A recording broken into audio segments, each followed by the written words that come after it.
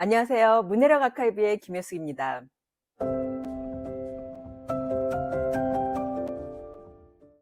10세부터 12세요. 초등학교 4학년부터 6학년은요, 공부를 얼마나 잘하느냐 보다는요, 공부하는 법을 제대로 알고 있느냐가 훨씬 더 중요합니다. 아이들이 이 나이 때부터 공부를 힘들어 하기도 하거든요. 그거는 글법도 많아지고요.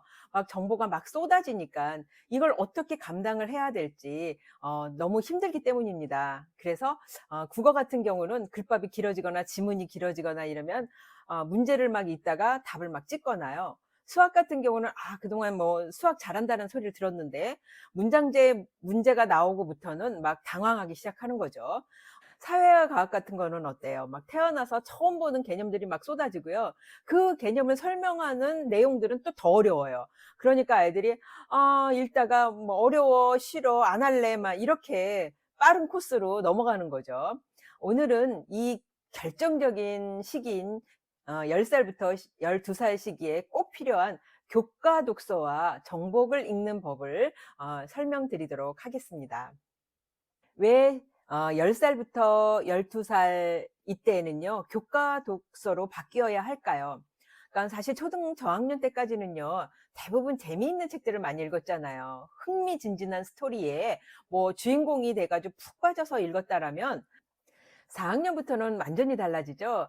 배워야 하는 건 온통 지식이고 읽어야 하는 거는 정보글이 대부분이죠.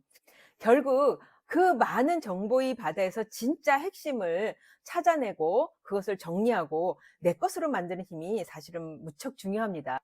이때요, 중요한 능력은 나 책 읽었어 이게 아니라는 거죠. 글의 뼈대를 먼저 잡고 그 뼈대와 관련된 핵심 단어들을 뽑아낼 수 있어야 되고요. 그것을 내 말로 다시 정리를 해서 머리에 담는 거죠.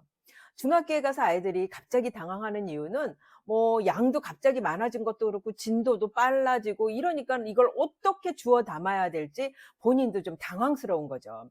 이 폭발적인 학습량을 버텨낼 수 있는 거, 그게 바로 교과서를 스스로 읽고 정리하는 힘입니다. 이 능력을 키우기에 가장 좋은 시기가 바로 10세부터 12세입니다. 그렇다면 교과서는 어떻게 읽어야 될까요? 교과서를 읽는 3단계 공략법을 말씀드리겠습니다. 1단계 학습 목표 스캔입니다. 교과서를 펴자마자 뭐 이렇게 글을 읽을 필요 없어요. 딱 세 가지만 먼저 눈으로 훑어 읽습니다. 먼저는 단원 제목이고요. 두 번째는 단원 제목 밑에 대부분 학습 목표가 나와 있어요. 학습 목표 한 세네 개 되는 거 읽고요. 그 다음에 어떤 내용이 나오는지 소 제목들, 소단원들 제목들을 읽는 것입니다. 그러면 아이들이요, 내가 이 단원에서 뭘 배울지 방향을 잃지 않고 몰입하고 집중할 수 있는 딱 그 시점을 만들어 주는 겁니다. 자, 읽고 나서요, 아이가 그렇게 말해 보세요. "이 소단원에서 제일 중요한 단어가 한 세 개만 뽑아 볼래?" 그럼 애가 읽을 때 이렇게 인제 이렇게 약간의 습관이 되면은 그 세 개의 단어가 어때요? 깃발이 되는 거죠. 절대로 딴 데로 새어나가지 않는 집중의 깃발이 되는 겁니다. 그다음 2 단계는요. 문단별로 핵심을 연결하는 겁니다. 문단 일 해봤자 사실 두세 줄뿐이 안 되는 것도 많지만요. 실질적으로 문단을 읽으면서 "무엇에 관한 내용이야?" 라고 질문하는 겁니다. 이게 뭐겠어요? "중심어가 뭐야?" 이렇게 물어보는 거겠죠? 그러면 그다음에 중심어를 아이가 말을 하면요. "이 중심어를 가장 잘 설명하는 문장이 혹시 있어?" 그럼 그걸 찾아봐. 중심 문장 찾기예요. 그런데 그런 문장을 찾기가 좀 어려워요. 그렇다라면 그러면 중심어를 가장 설명을 잘하는 어휘 서너 개만 찾아봐. 그래서 그 어휘를 서너 개 찾으면 그걸 연결해서 중심 내용을 만들면 됩니다. 이 과정이 있어야 아이들이 읽다가 중간에 옆으로 새지 않습니다. 자, 세 번째 단계는요. 앞에서 막 중심어하고 중심 문장 막 그리고 핵심어들 막 표시를 했죠. 그래서 이거를 글의 어떤 단어와 단어, 어휘와 어휘를 또 관계를 보면서 화살표를 하거나 번호를 붙이거나 아니면 분류를 해서 정리를 하는 겁니다. 이것이 아이들이 이제 중요한, 어떻게 보면은 가장 핵심인 작업인데요. 이때 이제 정리를 할 때는 이미지를 사용해서 시각화하는 것이 가장 바람직하고요. 그리고 자기가 정리를 했어요. 뭐 화살표로도 하고 번호도 이렇게 붙이고 이렇게 하면 정리된 구조를 보고 자기 말로 딱 한 번이라도 말해보는 겁니다. 그래야 자기 지식이 되는 겁니다. 정리는요, 기억이 아니라 이해의 결과이기 때문에 한 번 이해하면 아주 오래 장기 기억에 남습니다.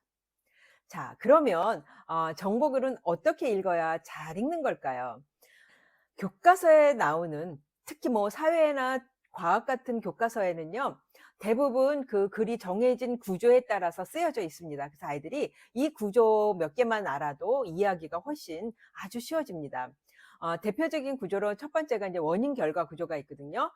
글을 보시면 알지만 지구가 뭐 서쪽에서 동쪽으로 자전하기 때문에가 나오죠. 원인이 나오죠. 그래서 우리가 보기에는 동쪽에서 서쪽으로 움직이는 것 같다. 결과가 나오죠. 자, 화살표를 정리합니다. 비교 대조 구조 같은 경우는 산성 용액하고 염기성 용액에 대한 특징이 나와요. 그러면 이 두 개의 용액을 보면서 읽으면서 공통점이 뭐고 차이점이 뭔지 이거를 밝혀내면 되는 거고요. 분류 구조 같은 경우, 구분 구조 같은 경우는 사회 같은 경우나 과학 같은 경우는 이런 게 나와요. 뭐 여기서는 퇴적암은 암석을 이루는 알갱이의 크기에 따라 기준이 나오죠. 이런 기준에 따라서 2암, 4암, 여암으로 나눌 수 있다. 뭔가를 기준에 따라서 나눈대요. 이게 분류 구조입니다. 구분 구조이죠. 이런 구조를 보면서 아이들은 이런 얘기구나. 훨씬 더 이해가 빨리 됩니다. 자, 많은 아이들이 문제를 많이 풀어야 또는 문제집을 아주 여러 권 풀어야 실력이 는다고 착각합니다.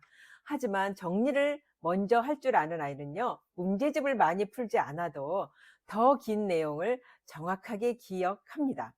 그래서 10살부터 12살 이 시기에는요, 읽고 연결하고 정리할 수 있는 님, 노트 정리할 수 있는 님, 이거 아주 중요합니다. 오늘의 핵심은 아주 단순합니다. 자, 다시 강조합니다. 읽었어요? 자, 핵심 표시하고 구조로 정리를 합니다. 그 다음에 짧게 자기 말로 표현을 할 수 있고 설명할 수 있어야 합니다. 문제풀이보다 읽기와 정리가 먼저라는 것, 이거 꼭 기억해 주세요.